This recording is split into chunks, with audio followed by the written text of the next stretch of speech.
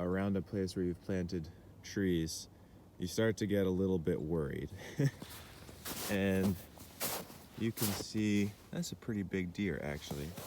But this area has seen a lot of action from deer, and most of the trees have had the tops nibbled off.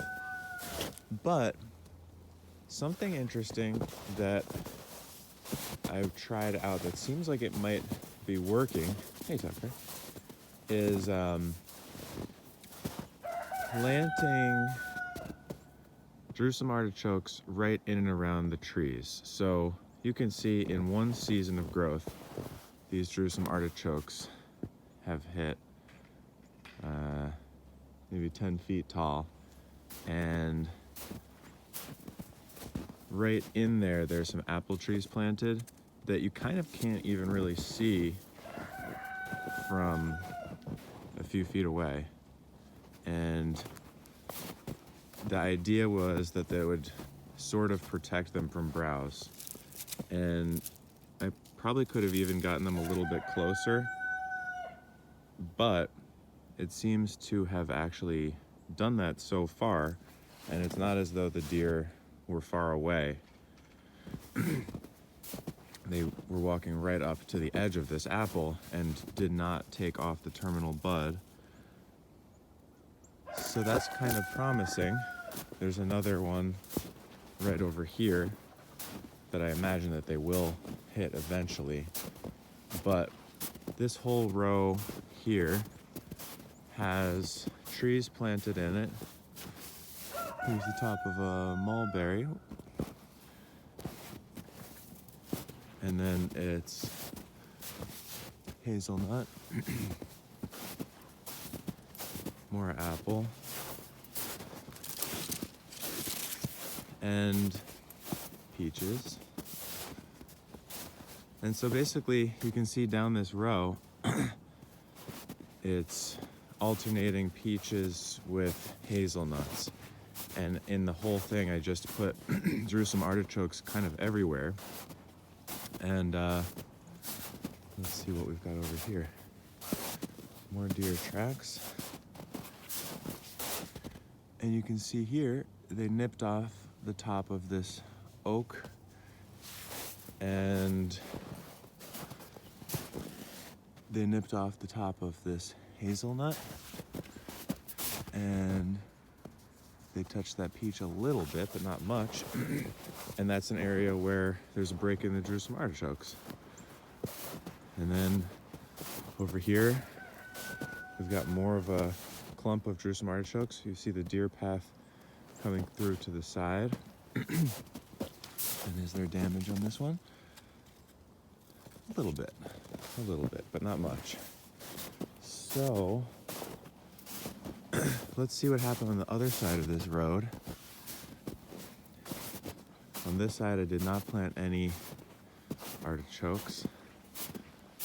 Got a little deer path coming up here, and it's kind of hard to see, but they have nipped off the top of this bud.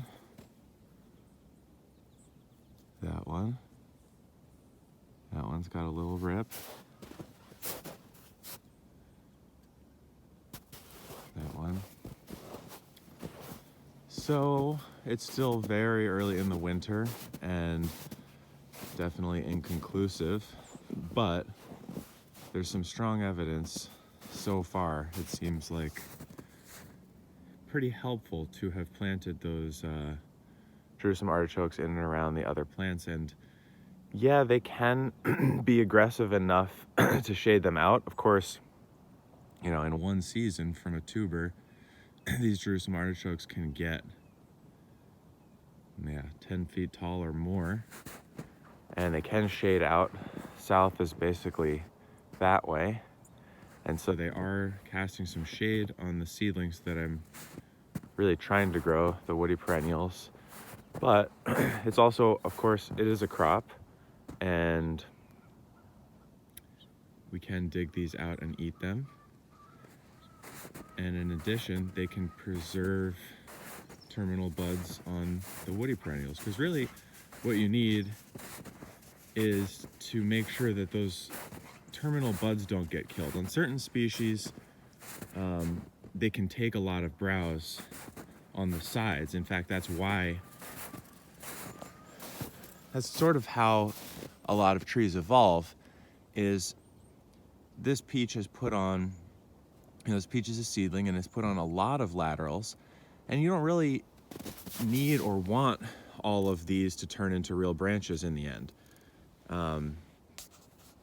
All you want is for one or two main branches to happen and several of them to hold a lot of the fruiting wood. You don't really need all this scraggly stuff.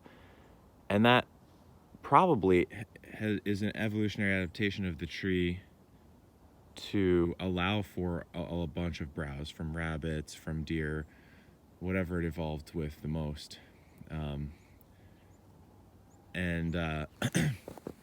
You really just need these terminal buds protected so that it doesn't set the tree back, and so that next year, this peach, if a couple of these terminal buds are protected, they'll get right over the deer browse height.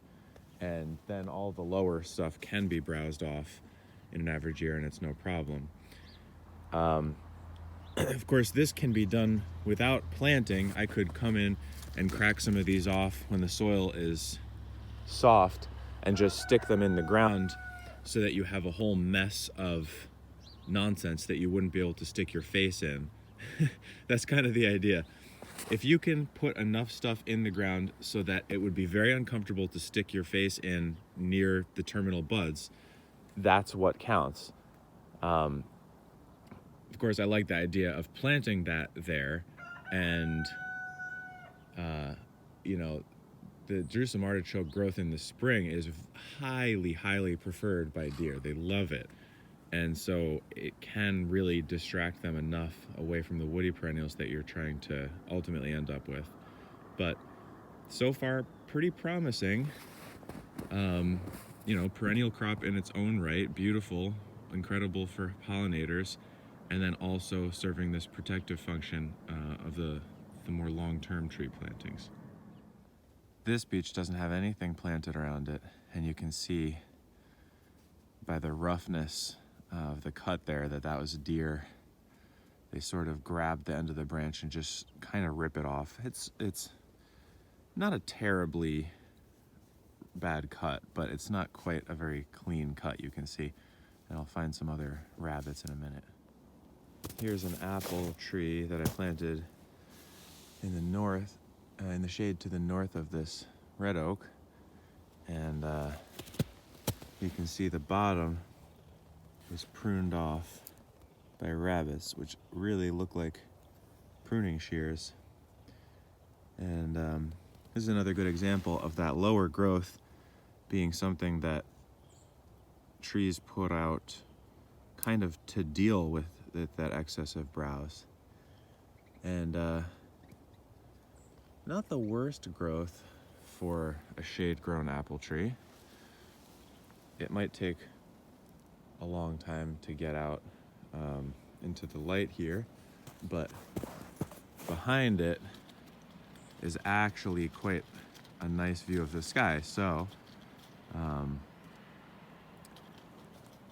I could prune this oak back and let the apple come out, although that's kind of a tough call because I like red oaks too, and maybe they can both cohabitate here, although the red oak probably at this point is going to outpace the apple by quite a bit, so the apple won't really take off unless I do manage the oak. So if I want the oak to be for coppice, that's one thing, but if I want to let it get up and be a full-size tree, the apple was definitely in the wrong place. But it was also an experiment to see how it works to use other trees and other things as herbaceous plants as kind of distraction from the deer. Here there's an even more extreme little test, which is to the north of that. This is a peach that was put in last spring, and there you can see some rabbit tracks around the bottom, but they can't really do much to the main stem. They can't really bite into the main stem. That they're always going from the tips back, But this is really showing very high stress from low light and just not enough light to grow. This isn't something that I would necessarily recommend doing, but just to highlight, use whatever you find. I found this on the farm randomly in some bushes, and it was just kind of taking up space for a year. So then I just put it in a place where I wanted a tree, planted a tree in there, and obviously it keeps out the rabbits perfectly. I think the deer could browse this off, but haven't yet because they're probably like, what is this? Although I don't think that'll stop them when they're really hungry. And then I just planted, instead of just one apple tree, I planted an apple and a peach and a mulberry, and that is, I believe, a shellbark hickory. And we'll just see who wins. Or maybe a bunch of people will live together in here. That'll be fine. This is to highlight a little bit more of the traditional method of protecting from deer. Rabbits could probably sneak into this, but I'm mainly worried about the terminal bud. This is an actual grafted persimmon. This is a variety called Rosayanka, which is one of the few Asian American hybrids that has really good fruit and is hardy to zone 6, at least so far. And here you basically just need to have a fence that prevents them from getting to the terminal bud. I think if they really were motivated, they could probably actually get to that, but mainly 4-foot fence, a 10-foot length rolled up will do, with a few stakes and maybe something janky like this. It's too small for them to jump into. They could easily jump over this height, but they can't get in there, so it's sort of the least amount of fence material for the most protection. Here's a little chestnut in the front here, and it's probably getting up to about 12 feet tall. And apropos of deer browse, you can see it's a pretty intelligent system it's got going on, where it puts out some low branches, and all of these has been browsed off by deer many times, every one of these throughout the years. You can see they took off these bigger ones, and you get this sort of gnarled growth that makes more browse. It's like a little miniature coppicing system.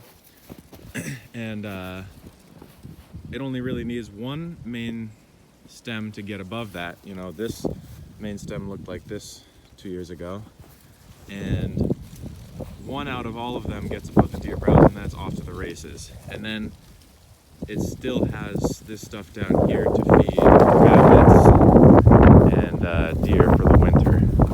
So when you're pruning these trees, it's wise to more or less leave them to do their thing, at least for the first while, to get above the deer browse. Then later on, there may be some pruning strategies with certain fruits and things like that to maximize the fruiting wood.